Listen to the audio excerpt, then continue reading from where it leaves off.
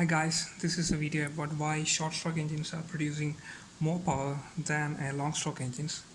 So first of all, we will look into what is power. Power is equal to 2 pi n t by 60, where t is the torque and n is equal to the rpm. 2 pi 60, these are constant. So if you want to increase the power, we can increase either of rpm n or torque t. But what we are doing over here is we are increasing the rpm of the engine by keeping the torque constant. Thereby also we can increase the power, right? So in order to increase the power, we want to increase the rpm because they are directly proportional. So in normal scenario, like if you are in a vehicle, like if you want to increase the rpm or if you want to go much more speed, then what we are doing, we will pushing the accelerator. So that time the rpm of the engine increases. So when rpm increases means what is actually happening inside the engine. Inside the engine, the piston will be moving much faster or than the previous speed, because it has to run more rpm, so the piston will be moving more faster. The speed of this piston is termed as mean piston speed. So mean piston speed is nothing but it's just a speed of the piston inside the cylinder. So that is equal to 2 into Sn by 60. It's nothing, it's same like distance by times. The distance is a stroke length S, 2 times it will be going up and down in 1 rpm. That is why 2 into S into n by 60, where n is the same rpm. So the mean piston speed is equal to 2 into Sn by 60.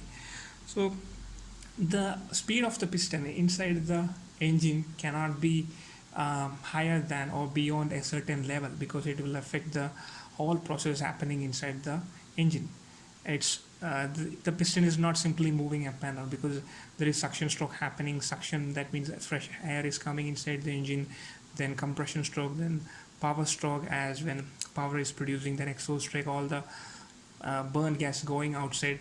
So all these process is happening when this piston is moving up and down. If we increase the speed of this piston, the proper or smooth exchange of these gases or what I say, the power that produced cannot be properly transmitted to the piston.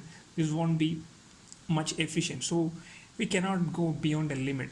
And also when the piston moves inside the cylinder in very fast, I mean when it reciprocates faster, it's producing more friction, and that friction will produce a heat, stress, vibration, all kind of problem can occur. So we have found out that the maximum speed that can be maintained to produce enough power with efficiency.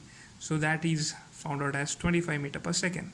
So in normal cars engines, we have limited the mean piston speed as 25 meter per second. If we go beyond that limit, then it will affect the combustion of the fuel air mixture, everything. So this is what maximum we will go for. So now as I mentioned before, we want to increase the power, right? So in order to increase the power, we thought about increasing the rpm. So when we were trying to increase rpm, that time we came across this mean piston speed. So we can so now the problem is a mean piston speed, right? It cannot go beyond 25 meters per second. But if we can keep this mean piston speed same, but and increase the rpm, we can produce more power, right? Because power is only dependent upon the rpm. So by keeping the mean piston speed constant and increasing the rpm, will produce more power. So that is what we are going to do now. Suppose in case of, so now we are taking two cases, engine A and engine B.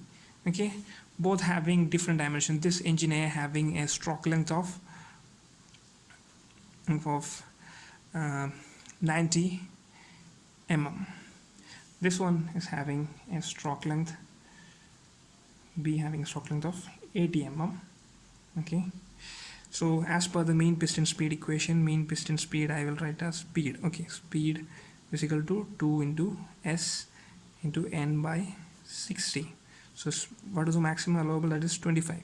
So now what we are going to do is that with this engine A, how much RPM we can produce. That's what we are finding out.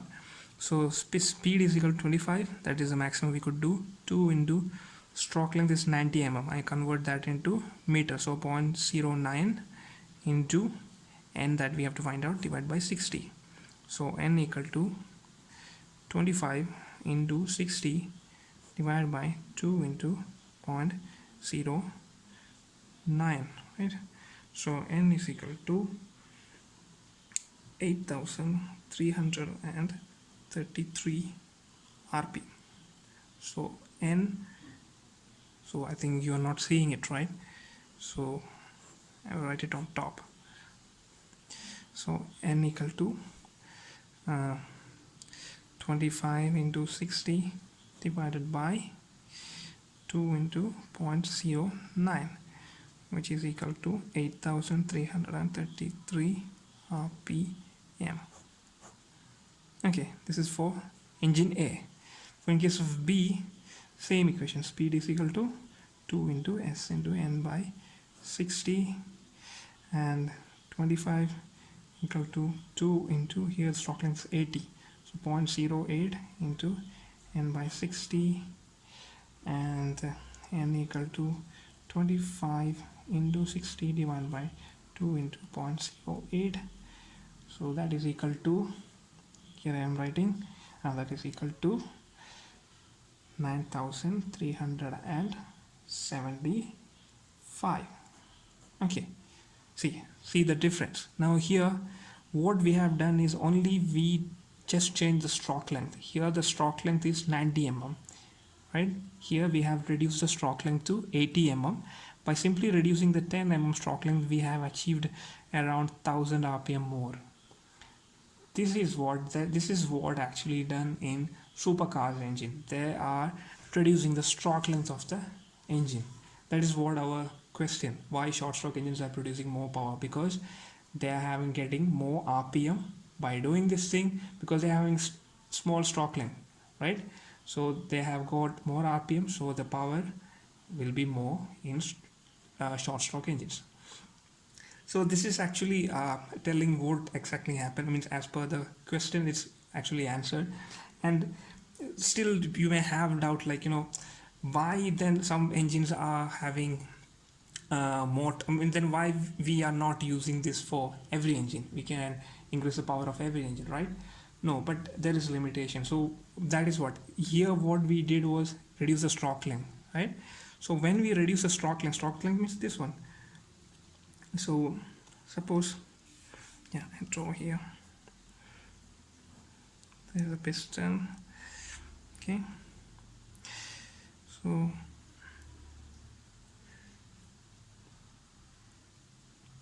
yeah, this is what called crank throw, or web also you can call. This will be the piston stroke length. I'm taking it as L.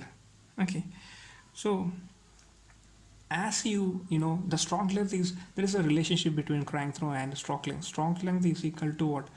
Stroke length L is equal to 2 into crank throw distance. I will take it as C. Okay, this distance is actually the C. So 2 into C. That means when this crank throw, when it is at here, the piston will be at TDC, right? And when this crank throw, when it reaches over here, that is the piston will be at BDC. Actually this diameter, total diameter, will be same as that of stroke length, the distance between TDC and BDC. So when we increase the stroke length, what is actually happening? We are increasing the length of this one also, right? Because this L is actually 2 into C. So in order to increase the power of engine or torque of the engine, what we normally use is that we increase the length of the crank throw. We increase the length of the crank throw. When we increase the length of the crank throw, it will increase the stroke length. But why we actually increase the length of the crank throw? Because torque is equal to force into distance. Force is whatever the pressure that is applying over here into that area. That pressure, force is equal to pressure into area, right? So when the combustion happens, that then its pressure waves form, and that will be exerting on this area. So that is the force. So that, what is that distance? Distance is the perpendicular distance. That is, this is the distance. If we increase the distance of this one, we can produce more torque.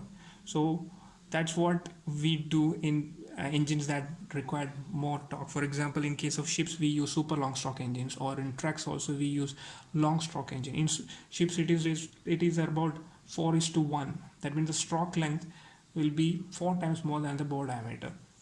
So in order to, yeah, that's what I told, like in order to increase the torque, we will be increasing the this one crank throw, so the stroke length also increase. So if the stroke length we reduce, actually we have to compromise the